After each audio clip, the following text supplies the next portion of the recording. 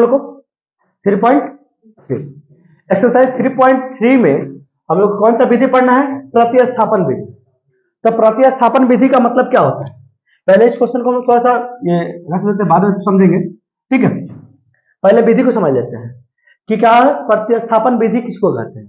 प्रतिस्थापन विधि का मतलब क्या है कि जैसे कि मान लो कि ये मार्कर यहाँ है और ये मार्कर यहाँ है, हमने क्या किया, इस मार्कर को उठा के यहाँ रख दिया और इस मार्कर को उठा के यहाँ पर रख दिया। तो यानी कि हमने क्या किया, प्रत्येक को स्थापन यानी स्थान को हमने चेंज कर दिया। समझ रहे हो? नहीं समझे?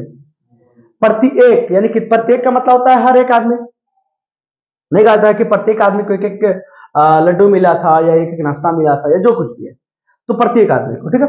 तो यहाँ पे प्रतिस्थापन का मतलब होता है कि प्रत्येक का स्थान चेंज करना ही प्रतिस्थापन कहलाती है। समझ में आया? जैसे मान लीजिए फिर वही चीज रिपीट कर रहा है, यहाँ पे ये मार्कर रखा था, यहाँ पे ये मार्कर रखा था, हमने क्या किया, इसका जगह यहाँ पे चेंज कर दिया, इसका जगह यहाँ पे चेंज कर दिया। तो हम लोगों ने दोनों का जगह चेंज किया कि नहीं किया? तो दोनों का स्थान चेंज हुआ कि नहीं हुआ? जब दोनों का स्थान चेंज हुआ तो इसको क्या कहेंगे, इस स्थापन विधि को क्या कहेंगे? प्रतिस्थापन विधि। समझ रहे हो ना? चाहे 2 हो, 3 हो, 5 हो, उससे फर्क नहीं पड़ता कि जितने भी चीज है उसको स्थान को अगर हम चेंज कर रहे हैं तो उसको क्या कहेंगे? प्रतिस्थापन विधि। चलिए उसके बाद अब ये प्रतिस्थापन विधि में हम लोगों को इसको कैसे मैनेज करना है, तो हम लोगों को इस एक्सरसाइज में मार्कर को तो स्थापन नहीं ना करना है, मूर्ति को स्थापन नहीं ना करना है, हम लोग को क्वेश्चन को सॉल्व करना है। क्वेश्चन में, और क्वेश्चन में क्या दिया हुआ आपका, एक्स वाई दिया है, ये सब नंबर वगैरह देगा, इसी को स्थापन करेंगे। तो सपोज मान लो कि एक हमारी संख्या दी हुई है x प्लस वाई बराबर मान लो 5, x प्लस वाई बराबर 5। तो अब हम इसको क्या करेंगे ये इसको सॉल्व करने के लिए, चलो समीकरण 1 हो गया, मान लो यहाँ पे हो गया कि 2x और 3y बराबर मान लो 9 हो गया, सपोज एग्जांपल ले रहे हैं, ठीक। तो हम लोग क्या करेंगे, ये समीकरण 1 हो गया और ये समीकरण क्या हो गया, 2 हो गया। तो हम लोग सबसे पहला काम क्या करते हैं, समीकरण 1 से क्या करते हैं, समीकरण 1 से एक हमारा क्या है, x प्लस वाई बराबर 5।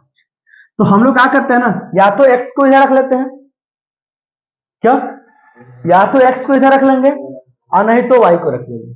अगर x को रखेंगे इधर, अगर हम यहां x को रखते हैं तो y कहां जाएगा, इधर जाएगा, ठीक है। अगर मान लो कि हम y को यहां रखते हैं तो x कहां जाएगा, ये वाला x इधर चला जाएगा ना, और जाएगा तो अगर प्लस में है तो क्या हो जाएगा, उधर माइनस में हो जाएगा, माइनस में है तो क्या हो जाएगा, क्या हो जाएगा, माइनस में है तो प्लस होगा, प्लस में है तो माइनस में है। अगर मान लो कि यहाँ पे ये समझ में है ना, तो हम लोग क्या करेंगे, x प्लस वाई बराबर 5 दिया है, x को हम इधर रखेंगे तो 5, ये प्लस में है उधर क्या करेगा, माइनस में होगा, यानी इसका स्थान क्या हो गया, चेंज हो गया। तो हमको क्या निकल गया, x की वैल्यू पता चल गई, तो इसको समीकरण हम क्या मान लिए, ठीक है। चलो तो अब ये स्थान चेंज कर दिया हम लोगों ने, बात समझ में आया तुम लोग को कि हम लोग सिर्फ x के वैल्यू इधर निकाला था, ठीक। अब देखो, अब समीकरण अगर हम 2 से करके देखते हैं कि समीकरण 2 से कैसे करना पड़ेगा, क्योंकि इसमें तो कोई संख्या थी नहीं तो बहुत इजीली हो गया।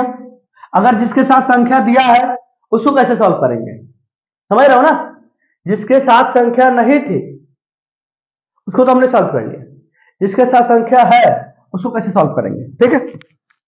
आइए हमने क्या देखा कि समीकरण 2 से अगर हम इसको सॉल्व करने की कोशिश करते हैं, देखिएगा क्या लिखा है कि 2x 3y बराबर 9। तो आप काम कीजिएगा कि x वाली जितने भी चीजें हैं इसको इस साइड रख लीजिए फिलहाल में। तो यहां पे देखिएगा x के साथ क्या है, 2 है, तो यहाँ पे 2x फिलहाल में यहीं पे रख लीजिए, ठीक है।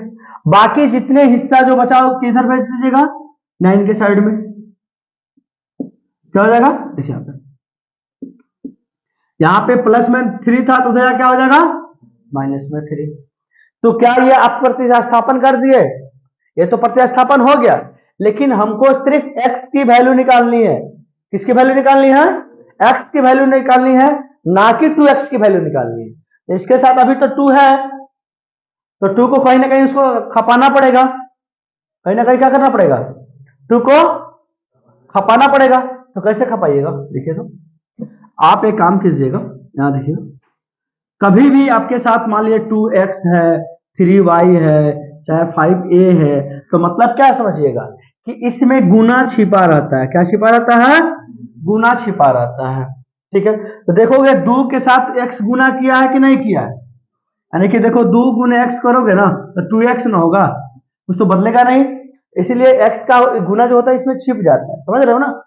तो यहाँ पे 2 के साथ क्या है, 2 के साथ क्या है, गुना किया, x किया है, तो सिर्फ आप x की वैल्यू निकालना है ना आपको, ना कि 2x की।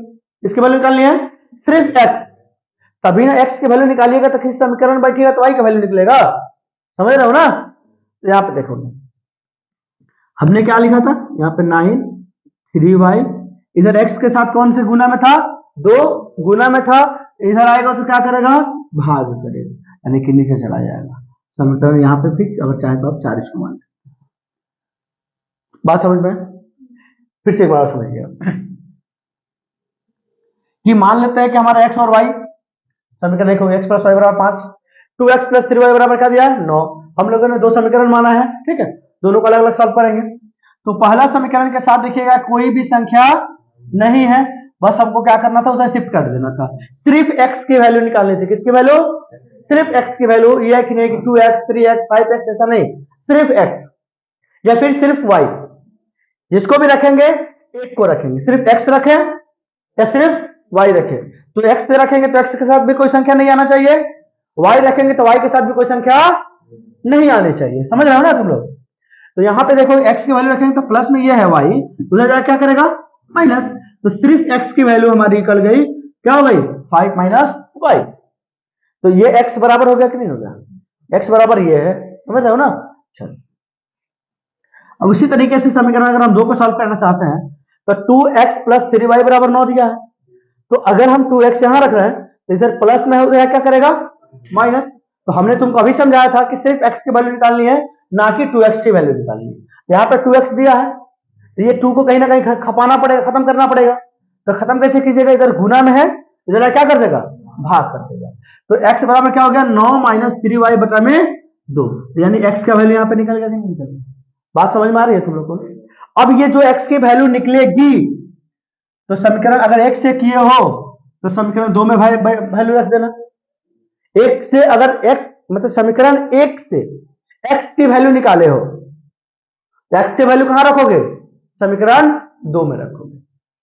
फिर से नहीं समझ में, फिर से एक बार समझिएगा, समीकरण 1 से, किससे, समीकरण 1 से अगर तुमने x की वैल्यू निकाले हो तो इस वाले x की वैल्यू कहां रखोगे, समीकरण 2 में रखोगे। किसमें रखोगे, समीकरण 2 में रखोगे, तो y का वैल्यू निकलना है। फिर जब y की वैल्यू निकलेगी तो फिर y की वैल्यू कहां रखोगे, समीकरण 3 में रखोगे, तब ना x की वैल्यू निकलेगा, समझ रहे हो। 1 से निकाले हैं तो 2 में रखेंगे, फिर 2 से निकाले हैं तो किसमें रखेंगे, 3 से रखेंगे, यानी 1 से निकाले हैं तो 2 में रखेंगे और 2 से निकाले हैं तो किसमें रखेंगे, 3 में रखेंगे, हमारा तीनों वैल्यू निकल जाएगा। बात समझ में आ रही है कि नहीं समझ में आ रही है, बात समझ में आ रहा है तुम लोग को। चलो तो अब ये हमारी एक्सरसाइज की एक क्वेश्चन है, इस क्वेश्चन को हम लोग सॉल्व करेंगे, सॉल्व करके आंसर को मैच करेंगे, देखते हैं कि ये वाला चीज हमको समझ में आया है कि नहीं आया है, समझ रहे हो ना। चलो यहाँ पे देखते हैं हमने क्या लिखा, यहाँ पे एक समीकरण 1 और समीकरण 2, यहां लिखेंगे समीकरण 1 से, समीकरण 1 से, तो समीकरण 1 क्या है हमारा, x प्लस वाई बराबर 14। तो x की वैल्यू हमको निकालनी है ना, किसकी वैल्यू निकालनी है, x की वैल्यू निकालनी है। x यहाँ पे 14, इधर अगर ये प्लस में हो जाए क्या करेगा माइनस। बताओ समीकरण 3 होगा कि नहीं होगा, क्योंकि हमने x सिर्फ x की वैल्यू निकालनी थी, तो सिर्फ x निकल गया, x के साथ कोई संख्या है क्या, नहीं है ना, यानी कि कोई संख्या नहीं होनी चाहिए, तो कोई संख्या है भी नहीं, तो समीकरण हमारा 3 हो गया। बात समझ में आया, किससे हम लोग निकाले थे, 1 से, तो निकला क्या x की वैल्यू। अब इसको कहां रखेंगे, समीकरण 2 में रखेंगे, कहां रखेंगे, समीकरण 2 में रखेंगे। यहां लिखिएगा समीकरण 2 में x का मान रखने पर बात समझ में आ रही है? समीकरण दो में x का मान रखने पर समीकरण 2 देखें तो यहाँ पे है कि नहीं है? x माइनस वाई बराबर 4। अब ये कहां पे कैसे रखेगा? जहां जितना में x है ना, x के यहाँ पर क्या लिख दीजिएगा? 14 माइनस वाई। यहां लिखिएगा 14 माइनस वाई बराबर 4। ठीक। अब याद देखो, इस ब्रैकेट को अगर हम तोड़ रहे हैं तो y माइनस हो जाएगा y बराबर 4। देखोगे एक y और एक y क्या हो जाएगा? माइनस का 2y। ये प्लस में है तो इधर क्या कर देगा? माइनस। तो माइनस 2y बराबर क्या हो जाएगा? माइनस का 10। माइनस से माइनस खत्म हो जाएगा तो y बराबर 10 बटा में 2, तो 2 5 10। y का वैल्यू कितना निकल के आ गया? 5। अब ये y का वैल्यू निकल के आया 5। अब किस में रखोगे? 1 से तो तुम निकाले थे, 2 में रख चुके हो, कहां रखोगे? 3 में रखोगे। यहां लिखेंगे समीकरण 3 में, है ना, किसका मान रखने पर? 3 में y का मान रखने पर। ठीक है, चलो समीकरण 3 क्या है? x बराबर 14 माइनस वाई। देखोगे 14, y का वैल्यू कितना है? यहाँ पे 5 है, तो यहाँ पे हमने लिख दिया 5। x बराबर कितना आएगा? 9। देखो तो x का वैल्यू निकल गया, y का वैल्यू निकल गया। तो अब हम यहाँ पे लिख सकते हैं कि x बराबर 9, y बराबर 5 हमारा हो जाएगा आंसर। आई होप कि इतनी बात आप लोगों को अच्छे तरीके से समझ में आ गई। ठीक है।